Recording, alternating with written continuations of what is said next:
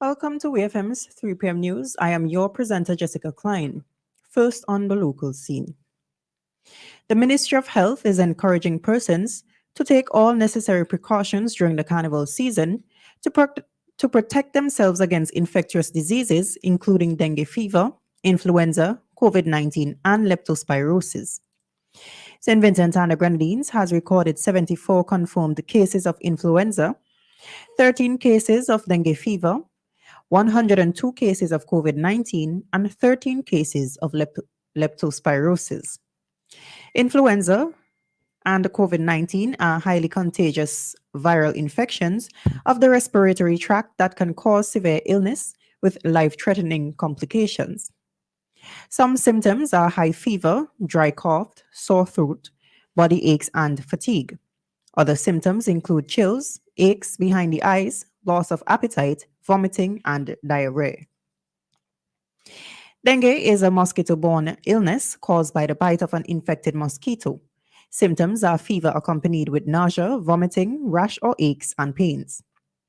Leptospirosis is a bacterial disease spread through contaminated fluids from rodents such as rats and mongooses that affects humans and animals. Symptoms associated with leptospirosis include high fever, headache, chills, muscle aches, vomiting, jaundice, red eyes, abdominal pain, diarrhea, and rash. Some infected persons, however, may have no symptoms at all. The ministry advises anyone experiencing any of these signs and symptoms to seek medical attention from your district healthcare team or their private health provider. St. Vincent and the Grenadines will continue to experience increased shower activity by nightfall, with moderate to heavy showers and thunderstorms as a tropical wave is affecting the islands. The local Met Office said showers and thunderstorms could continue on Tuesday, decreasing towards the evening as dust haze returns. Residents and motorists in areas prone to flooding and landslides or near rivers and streams should be alert. A gradual increase in wind speeds, 35 kilometers per hour, is expected on Monday evening, with occasional strong breezes or high winds, 50 kilometers per hour, from the southeast during the night and on Tuesday. Small craft operators and sea bathers are asked to exercise caution for above normal sea swells and occasional gusty winds. Another tropical wave is forecast to inch closer to the region by Friday. Still on the local scene, the Mariah Holder Memorial Trust has purchased 2 ambulances for SVG, which are expected to arrive by the end of July. According to the representative of the Barbadian-based trust, Peter Simons Casey, the organization is committed to enhancing healthcare and other areas of development within the Caribbean.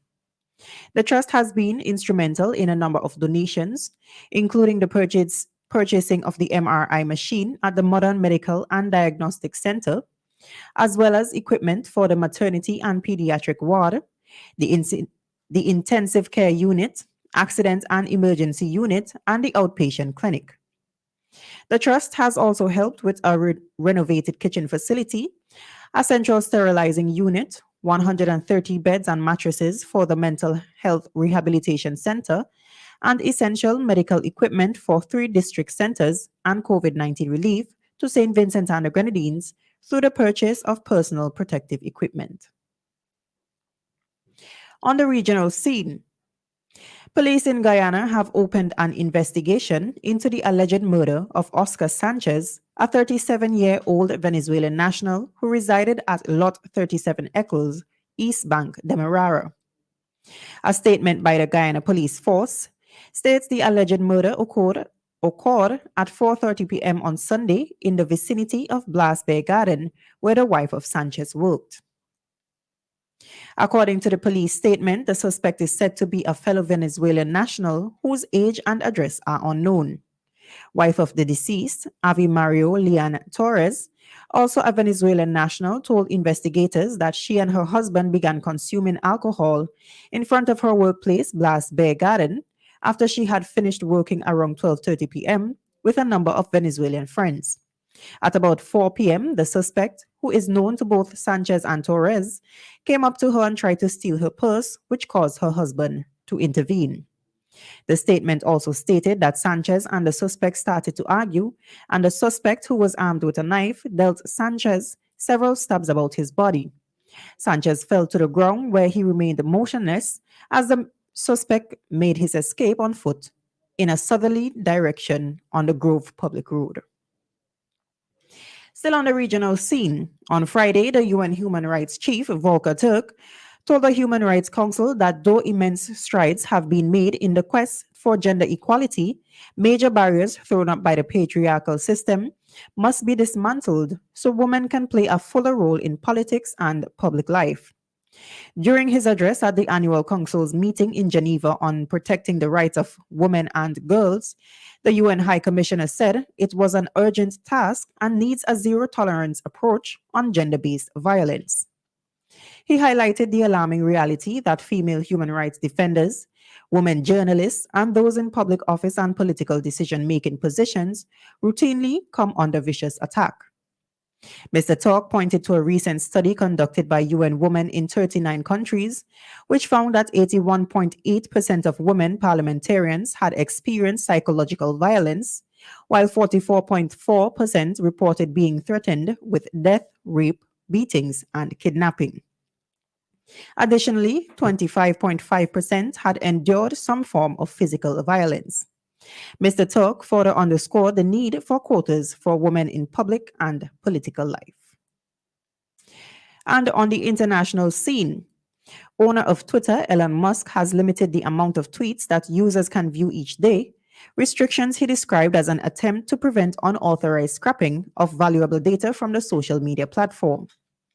People are now required to log on to view tweets and profiles, a change in its long-time practice of allowing everyone to view the chatter on the Twitter app.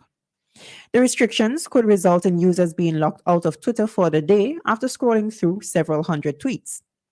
Musk described the new restrictions as a temporary measure that was taken because we were getting data pillage so much that it was degrading service for normal users.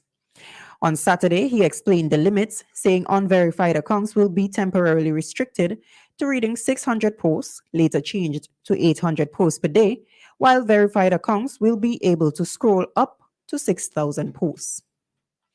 This has been WEFM's 3 p.m. news. I have been your presenter, Jessica Klein. Join us again at 5:30 p.m. for WEFM's evening news, and we thank you for listening.